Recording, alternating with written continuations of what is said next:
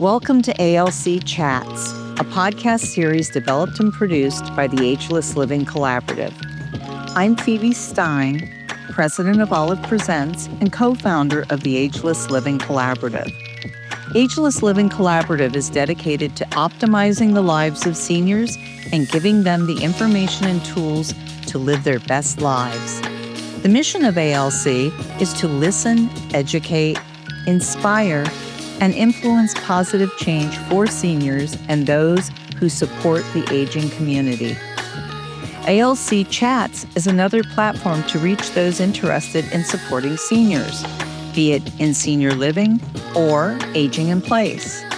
ALC Chats comes to you as a podcast and in some cases a vodcast. You can find ALC content on our website, www.agelesslivingcollaborative.org, or by following us on social media channels, Instagram, LinkedIn, Facebook, and on our own YouTube channel. Whichever place you follow us, we're happy you've chosen to join us. And now, we welcome our featured guest. I'm here today with Sharon Rose, a social gerontologist and a member of the Ageless Living Collaborative Advisory Board. And we're going to talk about aging in place and how social gerontology plays a role in that. Welcome, Sharon. Nice to be here. Thank you for inviting me, Phoebe. Well, we're thrilled to have you. And we want to talk a little bit about what exactly is social gerontology. I think that a lot of people think they know what a gerontologist is, but many are confused about what a social gerontologist is. So if you could enlighten us, that would be fabulous.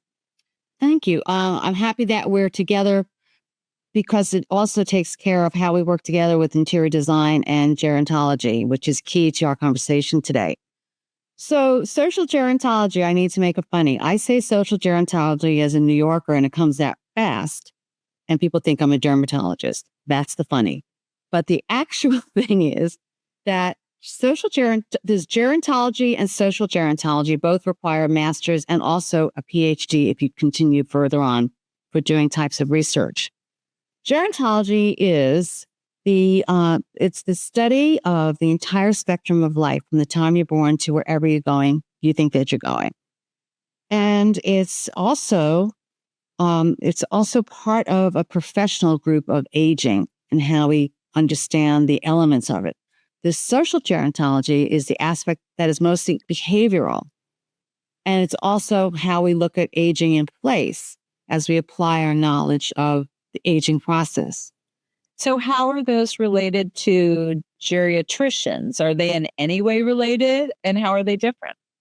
It's all the science of it. It sounds like a formula. It's all the science of it. But it's truly, each of us work together as a unit because we need the science-based facts and evidence-based facts to understand what is the process of aging. Geriatrician is a doctor, an MD or a DO who focuses on the healthcare for older adults. As we age, our body ages. Part of this to understand is this chronological age and biological age. You could say you're 50, but your 50 is different than someone else's 50. And the doctors help us understand how our body is aging scientifically, also socially, and also in our homes. So how do people connect with a social gerontologist? How does somebody who is, say, 70, 75 plus connect with a gerontologist? Or is that the age range that you start with? Where do you usually start with working with somebody as a social gerontologist? It's throughout our lives, but for this part of the conversation, we're talking about the 65 and over. And part of this fascinating bit about why aging is so important to understand and aging in place is that statistically, our generations are moving into the hundreds. My mother is 99, she'll be 100 in April. And she's got all her marbles and then some. She grows them. And so the aging process is now being studied significantly to understand, is it your genes? Is it your habitat? So how do we connect? You can connect through your doctor to say, what's going on in your community. How can you work with a social gerontologist or gerontologist in your community, whether it be the area agency on aging in your area, whether it be in an educational format with different institutions around the country. We work closely with all of them. Does that answer? So it does in part. At what point does somebody say an adult child? At what point does this adult child say, I think maybe mom or dad or aunt, whomever could benefit from having a social gerontologist involved? And when one is identified, how do they help enhance a senior's life? Good question. I've been in the community. I work with different organizations, so I am ready, available for an adult child, which is key right now, an adult child to understand the aging process of their parents and understand the aging process for themselves and for their kids if they have kids coming up.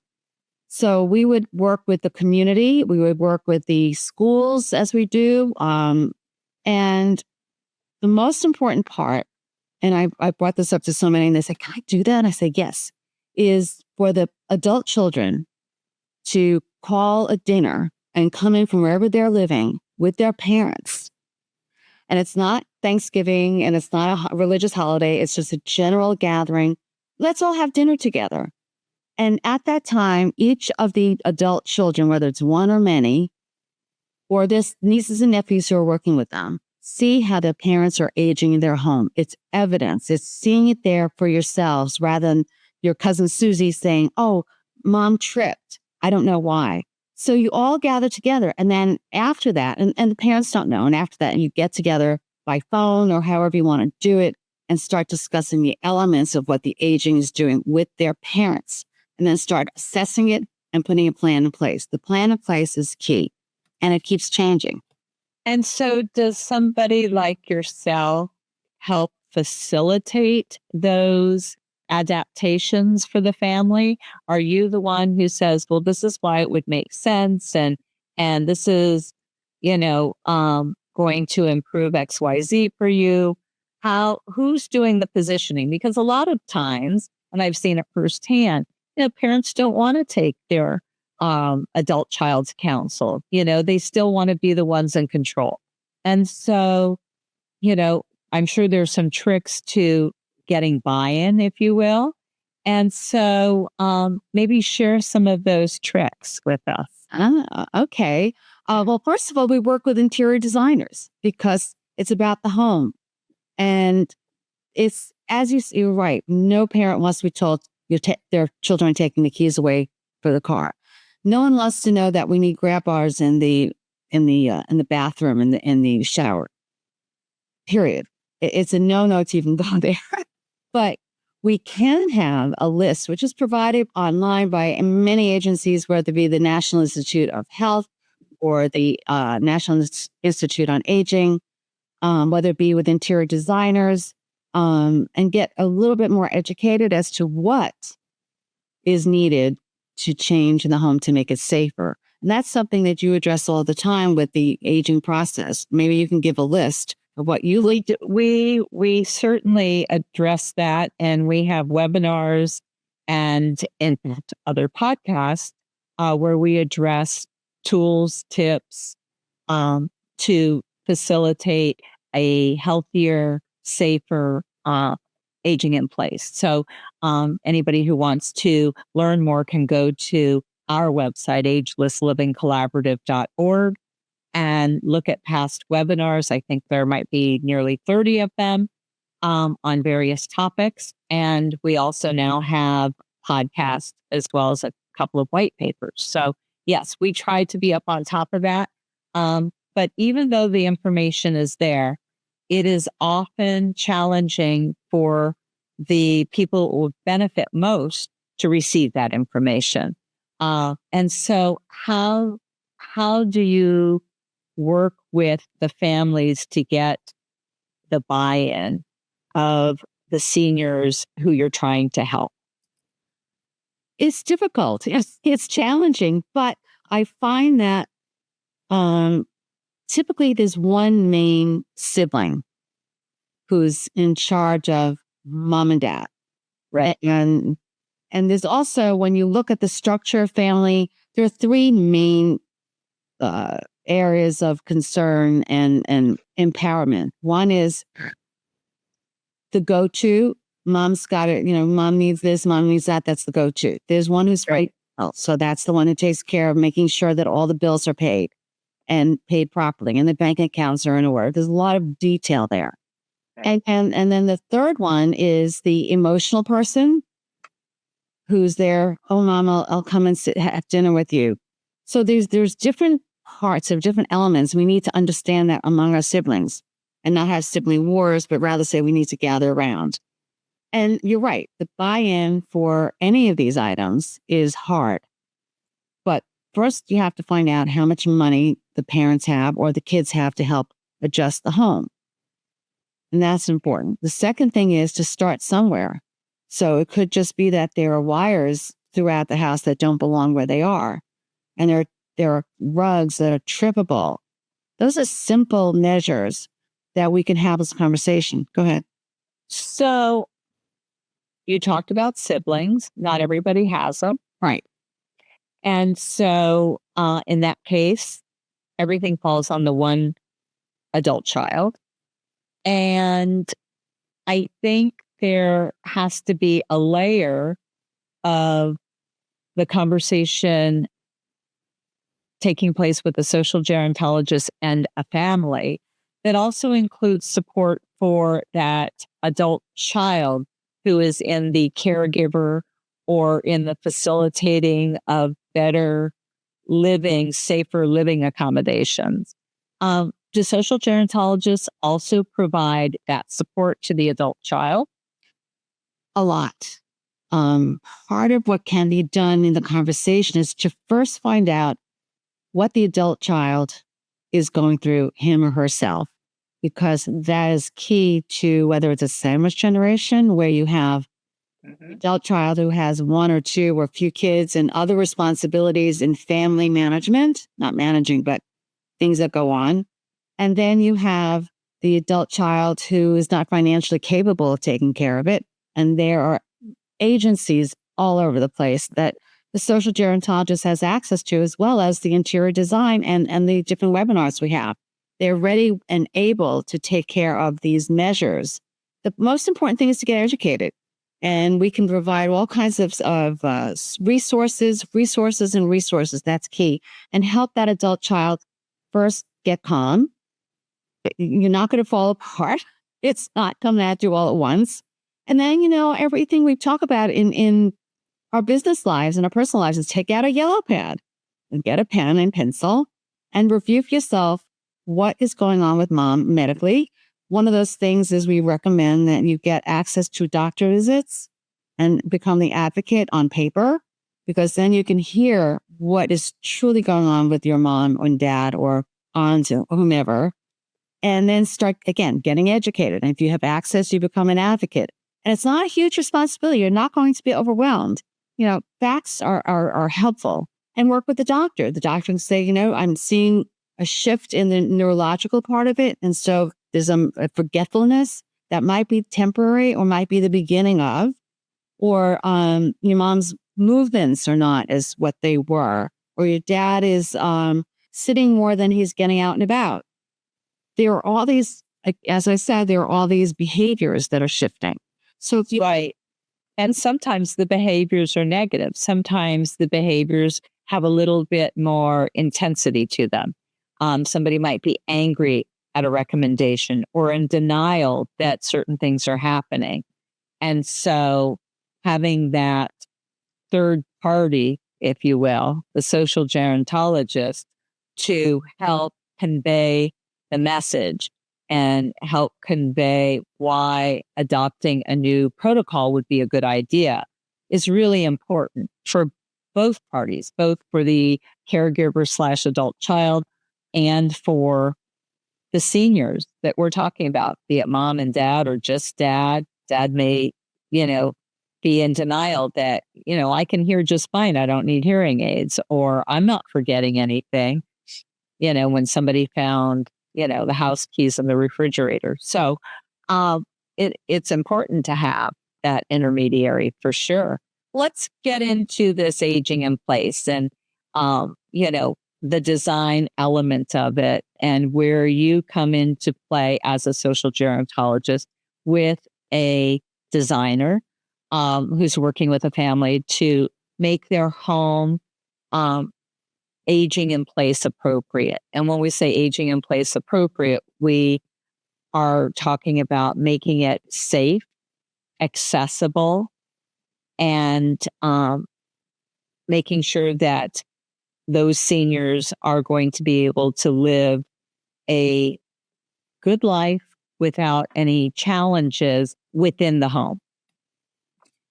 All good questions. As a social gerontologist, we also involve environmental gerontology, which is not just inside the home, but the exterior of the home, and then the community, the neighborhood. And so I'll go through each of them because these are things we work together. And as you were saying, as the third party, I can be the objective person. I could be hired and fired. A child cannot be hired and fired. So we're helpful rather than a deterrence or embarrassment to the family member. So inside, well, let's start outside then. Since you look at it from the outside in, you've got so many different home models. Aging in place is not just restricted to somebody in a single family home or in a townhome. It also encompasses urban living and apartment living. So why don't we start at the outside?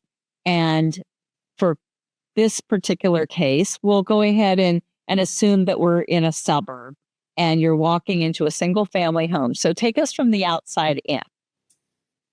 The first thing is, back in the day, having stairs leading up to your home was a grand plan. And it was showing that the beauty of your home was up on a little hill, and you had these gorgeous stairs with the handrails, and then you had all these plants and flowers, and then the entrance was a big deal. However, that's no longer applicable to somebody who's aging in place. So if there's a way first to change all those stairs and then flatten that area and have maybe one step up, and you don't even need to step up into the house unless you live where there's snow or lots of rain. So you need a raised, elevated area with an overhang. So that's the first thing. The second thing is, let's say it's a landscaping and, I love my garden and I'm in there all the time, but it's now trippable and it's not sittable.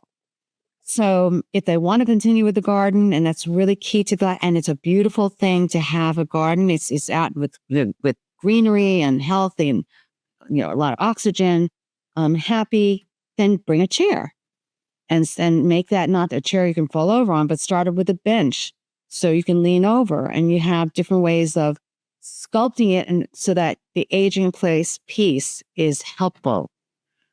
And all of these things that have to do with the exterior of the house, so it's safe, is key to it. And then to adjust as you go around the house to make sure there's nothing that would be problematic for someone to walk around, which also leads to the sidewalk, that there aren't any up cracks or where the tree root has raised the pavement blocks.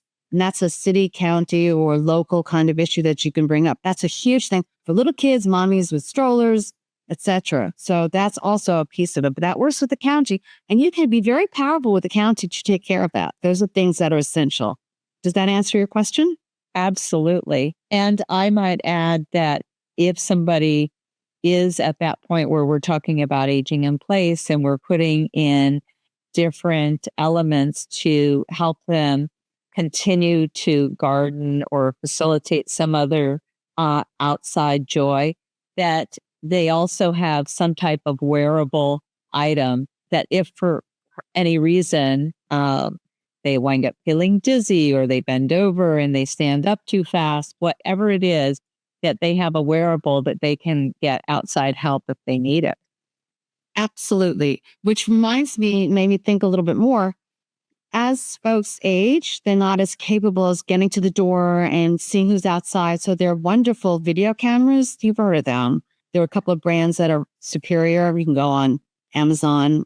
Not that I'm manufacturing or a company to use, but No, I think that any kind of device that will help you feel safer, give you the opportunity to see who's outside or around your domicile is certainly a great idea.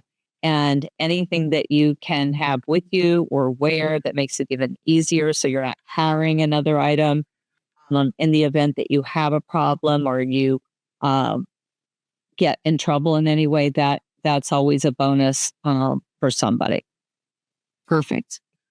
Okay, well, let's go inside the house. So somehow we've gotten up those stairs or sloped up a ramp, and we're now at the door and we're going inside. We can start talking about everything from handles to open that door, which if somebody's aging and they may have some arthritis and the old type of handle doesn't work for them anymore, maybe they're struggling with their door. There are new door sets and lock sets that they can get for their home that are both safe and easy to open. So make sure that they can actually navigate their own door, which seems like a pretty simple thing. And yet you'd be surprised how many people have a hard time opening their own door. Perfect. When I was doing my master's degree, I picked universal design for my capstone. The reason I chose it is because it makes sense for all ages. And it's so practical. You know, it was laughable. I was just enjoying the whole in-depth study to see how simple it could be. In your home, as you're listening to this, think about, do you have doorknobs, round knobs, or do you have levers that move up and down? This is good for any age, the levers, because if your hands are wet or you're holding a baby or you have, you're cooking or in your kitchen or you're coming in and out, like you were saying, levers are far more adaptable. You can even use your elbow to open those doors. And they're lever-based rather than a wet hand on a knob or arthritic hand on a knob, trying to open and close doors wherever they are on the home. So yeah, that is primary and very, very important. But universal design goes into other areas. May I walk through the door with you and come in with? Absolutely. We're now in the house. Take it away. Okay. So in your kitchen, let's go back to the knobs. I'm doing the universal design part first. Do you have knobs? Do you have old equipment that the levers aren't working properly? They're kind of loose, which I have to fix in my house. And so they're not properly bringing the water in and out.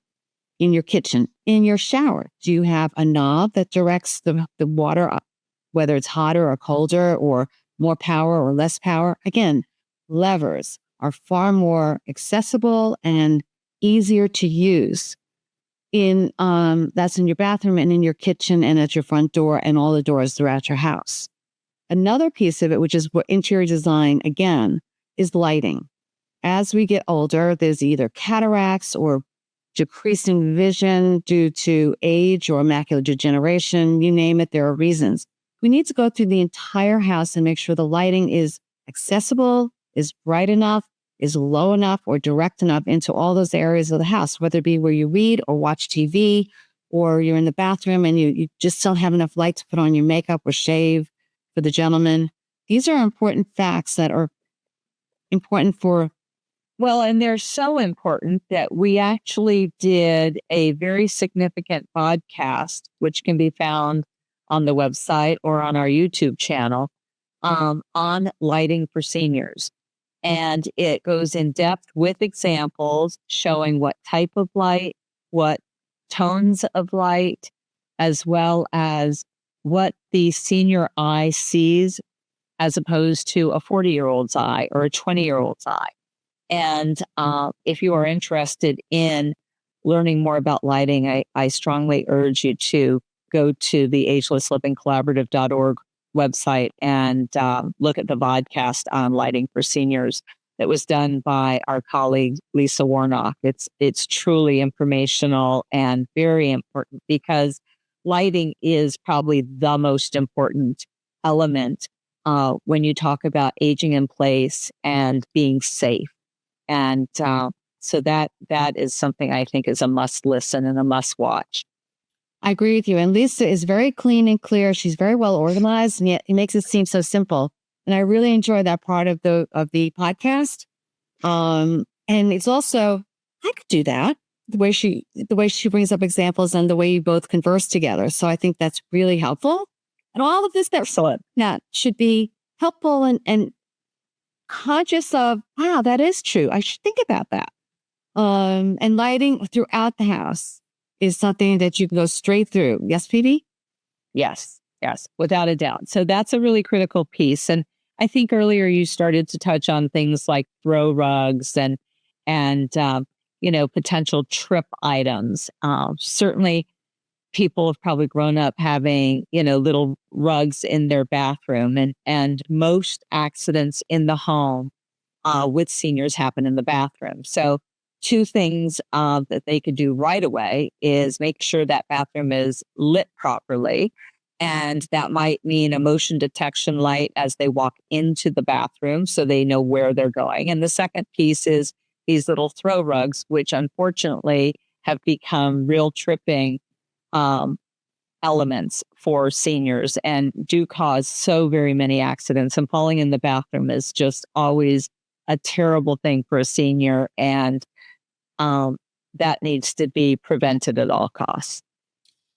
I'm going to skip the bathroom for a moment because something came to mind about other things when it comes to trippable wires. I agree with all the different rugs throughout the house that don't even have a rubber matting under them. One of the architects in LA who I had many discussions with, and I'd seen him at the some of the shows in the industry, he brought up something that was so simple. He said, well, as you're going through your house, most homes have the outlets at the baseboard really low. They don't have to be. You can raise them up so that they're reachable. As we get older, we can't bend as far down. And so we need to make them, right? It's just so simple. And I enjoy just know that little tidbit. So that's one. But now going back to the bathroom, there's one item in particular that I know interior designers focus on a lot, and it's where money needs to go when you're putting a budget together, is the shower. If you have a tub shower and you don't have little kids around anymore and you're living on your own, whether you're alone yourself or with a spouse or you have girlfriends in the same home, a tub is most problematic. And so we suggest as social gerontologists and also as interior designers to change it out and have a walk-in shower. So it's zero entry. As we were talking about the front entrance is zero entry. And have some sort of mat so you're not slipping in there. But I think you can talk about more of that in terms of just interior design. Absolutely. And that's the point where you talk about the grab bars that don't even look like grab bars. There's so many beautiful pieces of hardware today that make that happen without it being an eyesore. You don't have to look at your bathroom as something that could be in a hospital or in a rehab facility because the grab bars or the dual usage bars in a shower are far more design forward. Ditto a toilet paper roll holder.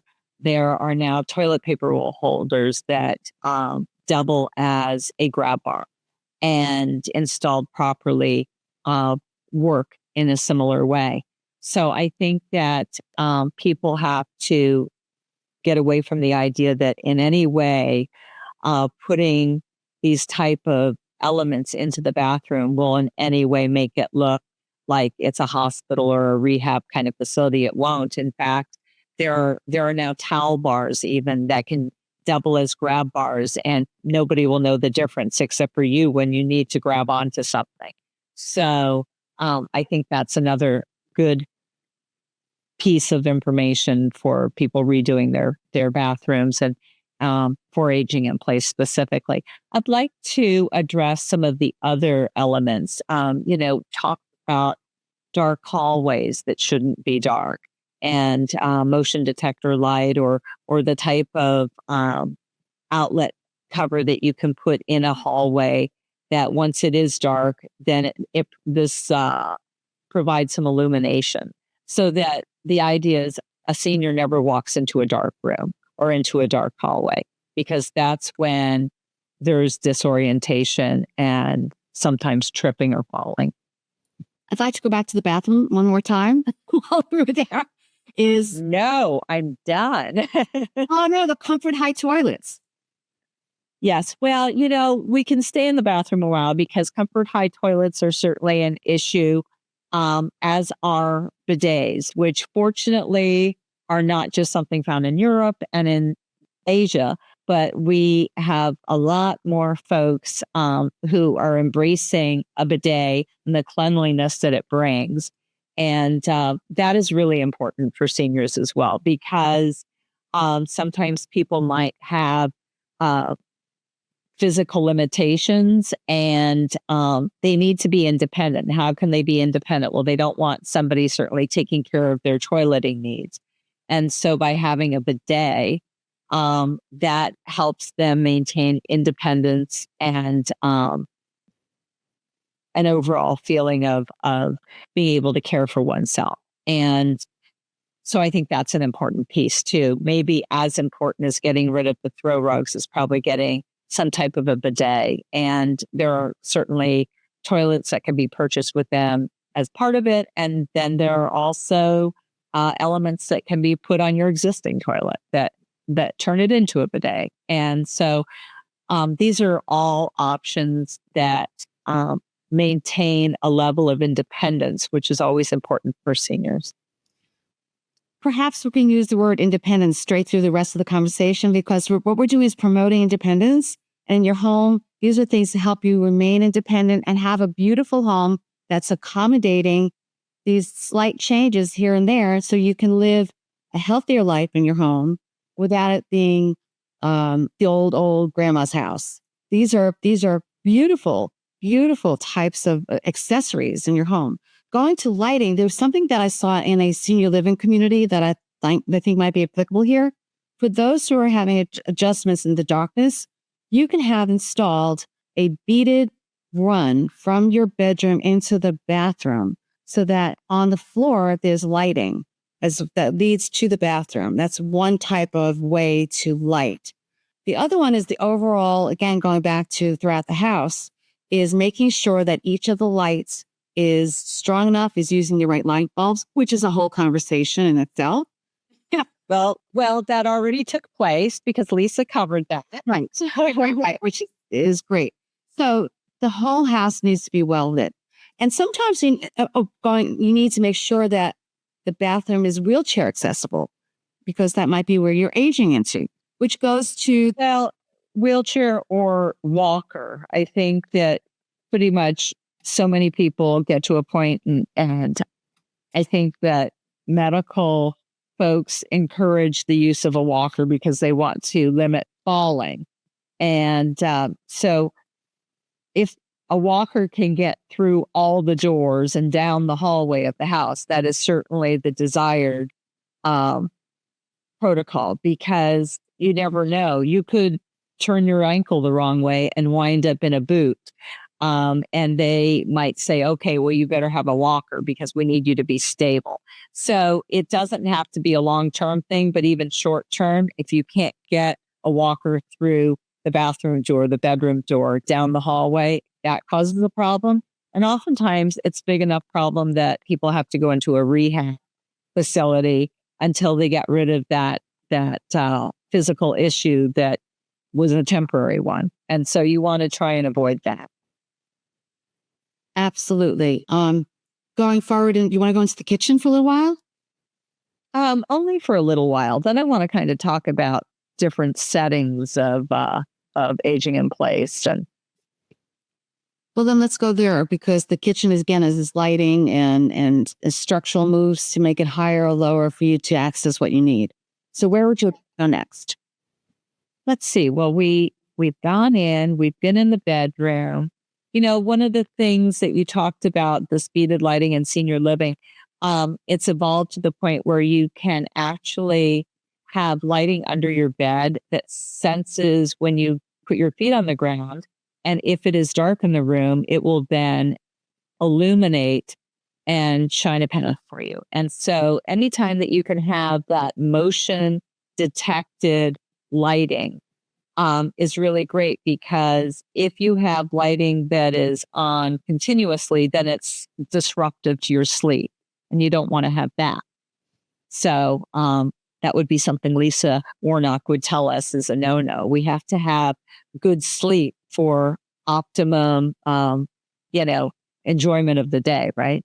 So if you're looking at the lighting in the bedroom and you want to light a path, the motion detection type is probably the best one. Going through the house, I'm thinking about, again, social behavioral is to track the most often used pathways in the house. And sometimes it means you might need to move the couch in a different place or the bed closer to it, just to reorient the house so that it's a trackable behavioral kind of scenario. Your thoughts? Well, I agree. I think that if there's too much furniture in the house, that's something to be looked at as well, because oftentimes, whether people downsize or they don't downsize, they've accumulated a lot of things. Maybe there's one too many side tables. Maybe there's too big of a coffee table for the room. And what you don't want is people tripping on the furniture. So you do want to be able to achieve pathways where people don't feel like they're inside a pinball machine bouncing from furniture piece to furniture piece. And unfortunately, that's a pretty common occurrence, and that creates more falls. And you might think, oh, well, there's furniture on both sides, so how bad can it be? It could be pretty bad, because people can then get trapped in that small space between the furniture pieces. And it really is a fall risk. So making sure that there is that clear path around the furniture and making sure there's enough room is really an important piece of aging in place. And going to the chairs that they've been using forever. And so the cushion's a little, needs a new cushion. Or chairs are not strong enough if they're having issues getting up and sitting down. This is not anyone in particular with any age, but this is aging in place. So we need to make sure the furniture will adjust to the muscles that aren't as tight and the core isn't as strong. And again, it's about being careful and safe. And so, well, what people don't realize is that they may need to get new furniture. Exactly. And the furniture needs to have a seating height that is more appropriate for somebody who is maybe having problems with their knees or with their hips, and a chair with arms so that they have that extra support to propel them out of the chair is an important piece. So if somebody was really enjoying their very cool and chic mid-century modern dwelling with a little bit lower slung furniture, this might be a time that they find a chair that is easy to get in and out, because they could hurt themselves if something's too low or if it doesn't have arm support. And those are things that really need to be critically looked at. These are not expensive kinds of changes. These are critical to your behavior in your house, to your accommodations of not being old, but just gradually aging there so that you have things that will be ready for you going forward. So you're preparing now to go forward. And these are things that I think as we go through our house, we say, oh, I love that piece of furniture. I would never get rid of it. But as you're saying, it's trippable and it's not helpful. Or they might love something that they're more comfortable getting in and out of, and they never knew it before. I think we're going to come out of the living room. We're going to talk a little bit about utensils in the kitchen, because in the kitchen, some people don't have it in their budget to redo an entire kitchen. So the kitchen counters may be the height they're going to be, and that's the and they may not be able to have adjustable shelving that they can pull down so that they can grab the dishes or glassware.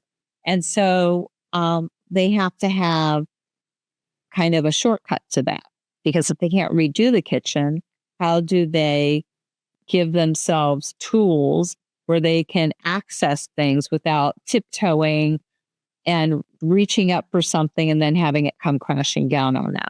And so I think it's important to talk about what they can put into play if they can't have a renovated kitchen. The organization of where the heavier dishes are, or baking dishes or pots, and how to make this easier for somebody to navigate their kitchen as their needs change.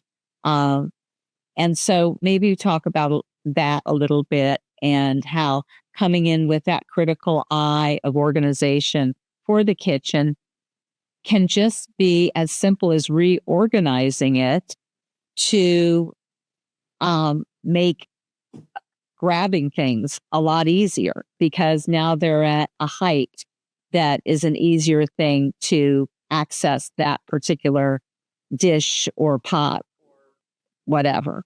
And additionally, when we talk about older hands, we also talk about the tools in the kitchen.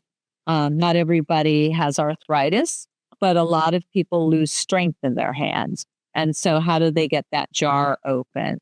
And how do they outfit their kitchen so that they can still enjoy cooking in there and preparing their meals? Okay, that's a long list. So, but Phoebe, you are all about that to cover as much territory as possible in a very short period of time. So I'll attack myself. Start with pots and pans and heavy dishes and so on. I think that it's a process we go through since we were young and in college or high school and going to our first job, or we had kids, or we had nieces and nephews running around the house. And so we put on these different locks on the different types of homes we had, and on the drawers and so on. And it's the same essence. And I think what you and I are talking about is independence, and saying this is not monumental. This is a shift in time, and I could do it. And there are choices. And as we're saying, if I don't have a big budget for my kitchen, there are things I could do to adjust to who I am now. I might have lost an inch or two. Oh my God, I won't talk about that, but it's true. And so you're right. We need to make sure that the pots and pans and dishes and so on are in the right place. So this again is an assessment. This is a checklist. Do you have, and part of it is, oh, I used to put my cookie sheet over here, and now it's over there. And so something, I think as we live in our homes, whether they're a year or two or 10 or 20 years, things have sort of slid into place. We didn't say, oh, I really need this group of things here. I'll put it over there because I have an open shelf. Right. And so I'm almost laughing about it because I do that. That's, oh, we got a new device. We'll just, oh, there's a spot. So what we need to do is go in with a happy face and say, if I could move in now, what would I do? And where would I put these things? And do I really use a waffle maker? I did, but am I still doing that? So this is kind of a downsizing time and an assessment of, I really love that. My aunt so-and-so gave it to me, but it's not important anymore. So as you go through and the 3 different boxes to donate, to throw away, or to keep, I think that applies here as well as you would be in your closet of clothes. And so going through is a healthy kind of a happy thing to do.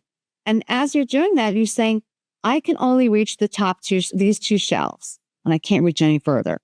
And I could get a device that will help me grab the cereal box from a little bit higher shelf. So that could be a little higher because I have that grabby tool.